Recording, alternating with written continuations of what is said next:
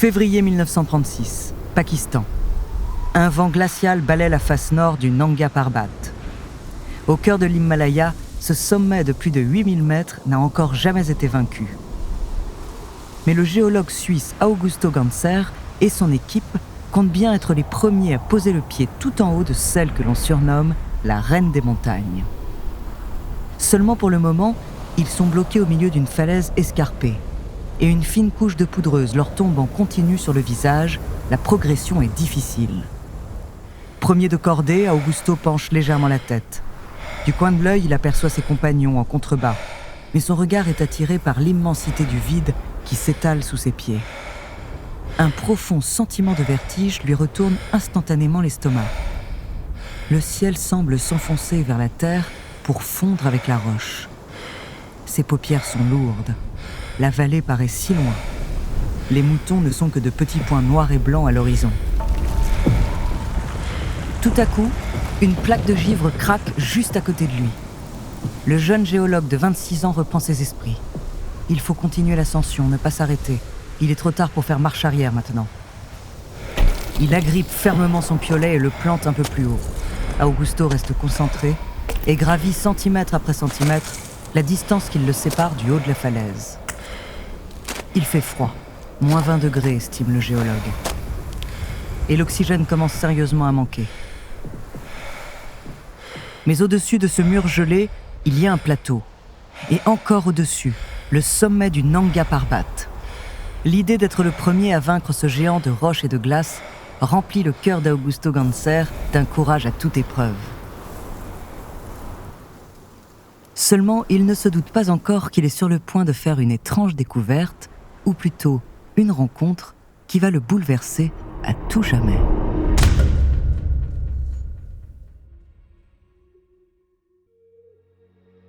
Bonjour, je suis Andrea, bienvenue dans True Story. Aujourd'hui, je vais vous parler d'une créature qui fascine le monde entier. Brutale ou bienveillante, sauvage ou sensible, les récits varient sur son comportement. Et de nombreux explorateurs sont partis à sa recherche au cœur de l'Himalaya sans jamais rapporter la preuve de son existence. Son nom, le Yéti ou l'abominable homme des neiges. Entre légende et hypothèse scientifique, découvrez sa True Story.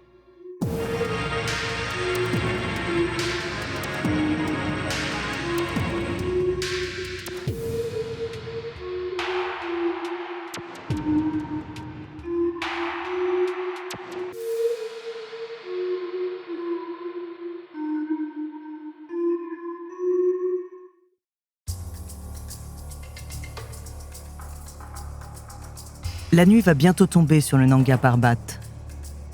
À coups de piolet et à la seule force des bras et des cuisses, Augusto Ganser parvient à se hisser en haut de la falaise. Une fois sur le plateau, son premier réflexe est d'aider ses camarades derrière lui. Il les tracte un à un, sur les tout derniers mètres, avant de s'écrouler au sol, exténué. Ses muscles brûlent, son cœur est un tambour de guerre dans sa poitrine. Mais ils sont tous vivants, et encore plus près du but, le sommet. Le jeune géologue prend quelques minutes de repos bien mérité, quand soudain, c'est l'un des Sherpas qui l'accompagne. Augusto, paniqué, court à sa rencontre. Que se passe-t-il ? Un problème avec les provisions ou l'équipement ? Les yeux écarquillés, le porteur tremble comme une feuille. Son index est pointé vers une série d'empreintes qui s'éloignent dans la neige. Les traces de pas ne sont pas humaines, et elles sont gigantesques. Il se tourne vers Augusto, le visage déformé par la peur, et murmure un seul mot, « Yéti ». L'homme-ours, comprend Augusto. Il a déjà entendu parler de cette créature à la frontière entre deux espèces qui entraient les hauteurs de l'Himalaya. Un mythe, bien sûr, une légende. Mais le regard affolé du Sherpa ne ment pas, et les empreintes non plus. Elles font près de 20 cm de largeur, s'enfoncent à 30 cm de profondeur et sont distantes les unes des autres d'environ un demi-mètre. L'animal qui est passé par là doit être énorme. Et une chose est sûre, il se déplace sur deux pattes. Le sang d'Augusto Ganser se glace dans ses veines. Un primate, de cette taille et à cette altitude, impossible, ça n'existe pas. Pendant qu'il sort un appareil photo et immortalise la scène, le jeune géologue est agité de pensées contradictoires. Si un prédateur rôde dans les environs, c'est tout le groupe qui est en danger. Ils ne sont pas équipés pour affronter une telle menace. La mission est compromise. Et en même temps, son esprit de scientifique n'arrive pas à se résigner. Les traces sont encore fraîches. Cette chose n'est pas loin. S'il pouvait l'apercevoir, ne serait-ce qu'une seconde, et la photographier, ce serait une découverte sans précédent, l'aboutissement d'une carrière.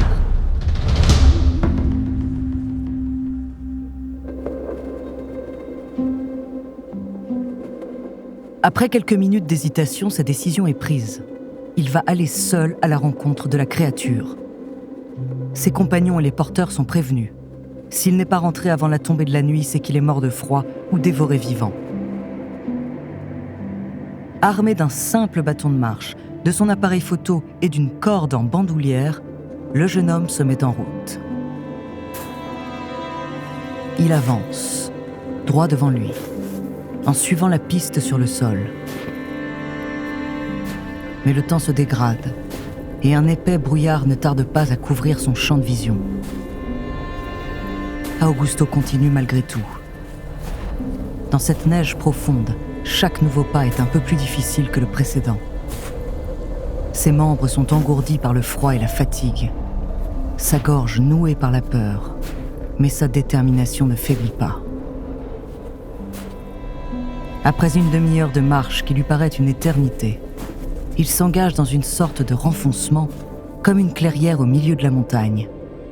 Les traces de pas de la créature s'arrêtent ici.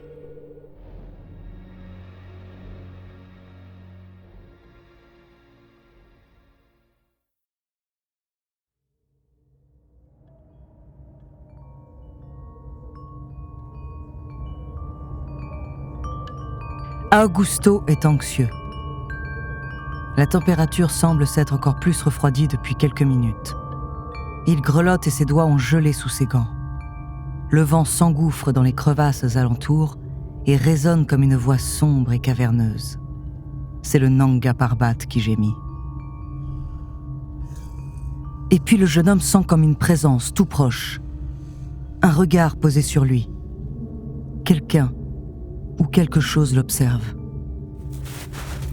Poussé par une intuition presque animale, il se retourne, tout doucement.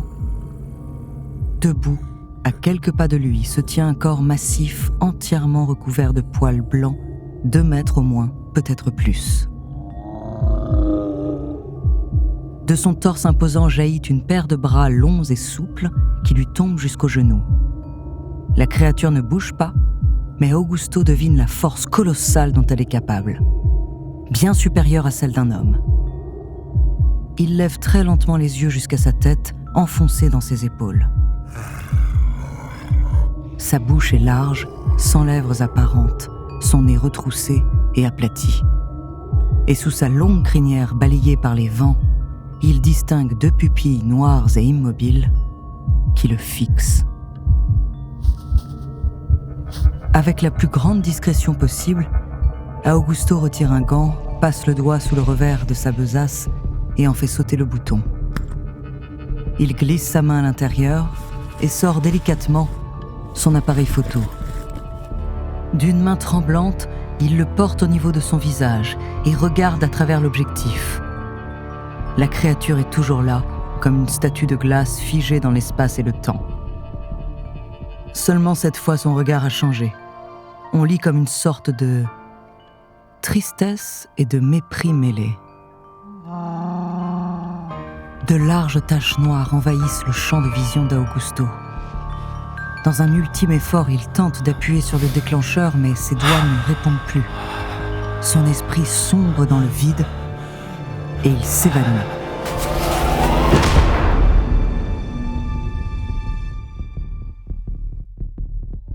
Augusto.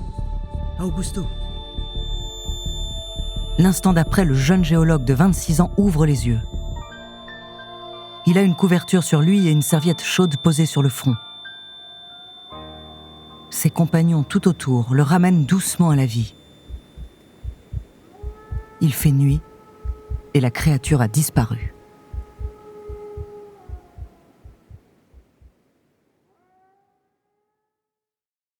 Alors, Augusto Ganser a-t-il réellement vu le Yéti ce jour de février 1936 dans les hauteurs du Nanga Parbat? Le mystère reste entier. En effet, le Yéti fait partie de ce que l'on appelle les cryptides. À la différence des créatures fantastiques et impossibles comme les dragons, les loups-garous ou les sirènes, les cryptides sont des êtres dont l'existence peut réellement être envisagée. Il n'y a cependant aucune preuve suffisante pour que la communauté scientifique les reconnaisse.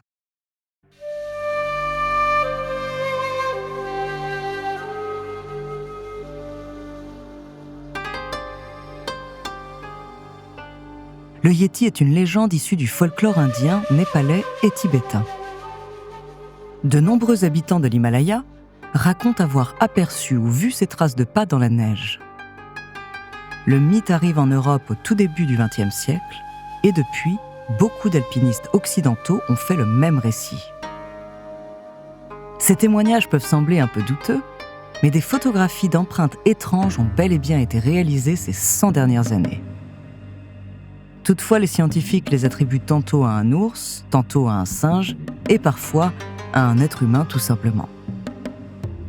Les résultats sont les mêmes quand des chercheurs analysent l'ADN des poils supposés provenir de la créature légendaire, coyote, grizzly, chèvre, chien, mais pas de yéti. Il existe cependant une hypothèse très intéressante pour expliquer ce mythe. Il est possible que des populations locales aient retrouvé des fossiles de Gigantopithèque, une espèce éteinte de grands singes ayant vécu en Asie du Sud il y a plusieurs centaines de milliers d'années. On ne dispose que de fragments de mâchoires et de dents de ces primates disparus. On estime toutefois que certains d'entre eux pouvaient mesurer jusqu'à 3 mètres et peser près de 600 kilos. Mais la théorie la plus fascinante fait du Yéti notre cousin. En effet, selon certains cryptozoologues, les chercheurs spécialisés en créatures légendaires, le Yéti pourrait venir de l'Homo erectus. Cette espèce constituée de bipèdes a évolué en parallèle de l'Homo sapiens dont nous descendons et présentait beaucoup de similitudes avec elle. Mais elle s'est éteinte il y a environ 110 000 ans. À moins que certains spécimens aient survécu et errent depuis dans les montagnes de l'Himalaya.